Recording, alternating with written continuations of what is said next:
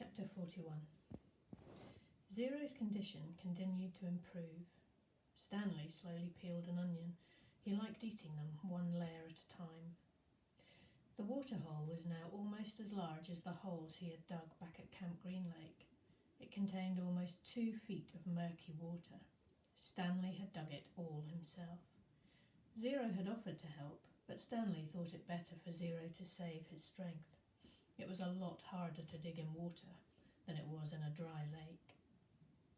Stanley was surprised that he himself hadn't gotten sick, either from the sploosh, the dirty water, or from living on onions. He used to get sick quite a lot back home. Both boys were barefoot. They'd washed their socks. All their clothes were very dirty, but their socks were definitely the worst. They didn't dip their socks into the hole, afraid to contaminate the water. Instead, they filled the jars and poured the water over their dirty socks. I didn't go to the homeless shelter very often, Zero said, just if the weather was really bad. I'd have to find someone to pretend to be my mum.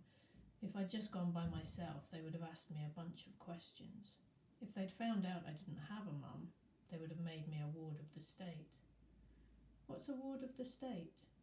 Zero smiled. I don't know, but I didn't like the sound of it. Stanley remembered Mr. Pendanski telling the warden that Zero was a ward of the state. He wondered if Zero knew he'd become one. I liked sleeping outside, said Zero. I used to pretend I was a Cub Scout.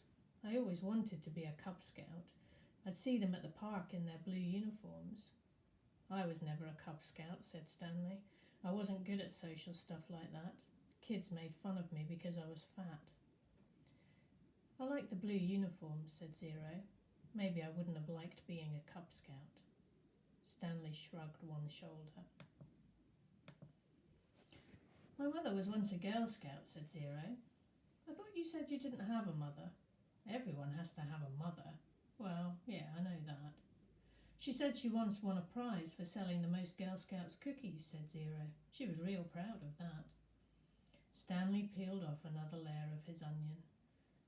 We always took what we needed, Zero said, when I was little. I didn't even know it was stealing. I don't remember when I found out, but we just took what we needed, never more. So when I saw the shoes on display in the shelter, I just reached in the glass case and took them. Clyde Livingston's shoes? Asked Stanley. I didn't know they were his, I just thought they were somebody's old shoes. It was better to take someone's old shoes, I thought, than steal a pair of new ones. I didn't know they were famous.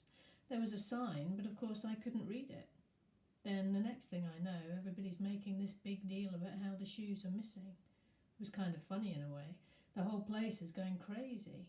There I was, wearing the shoes, and everyone's running around saying, "What happened to the shoes? The shoes are gone." I just walked out the door. No one noticed me. When I got outside, I ran around the corner and immediately took off the shoes. I put them on top of a parked car. I remember they smelled really bad. Yeah, those were them, said Stanley. Did they fit you? Pretty much. Stanley remembered being surprised at Clyde Livingston's small shoe size. Stanley's shoes were bigger. Clyde Livingston had small, quick feet. Stanley's feet were big and slow. I should have just kept them, said Zero. I'd already made it out of the shelter and everything. I ended up getting arrested the next day when I tried to walk out of a shoe store with a new pair of sneakers. If I just kept those old smelly sneakers, then neither of us would be here right now.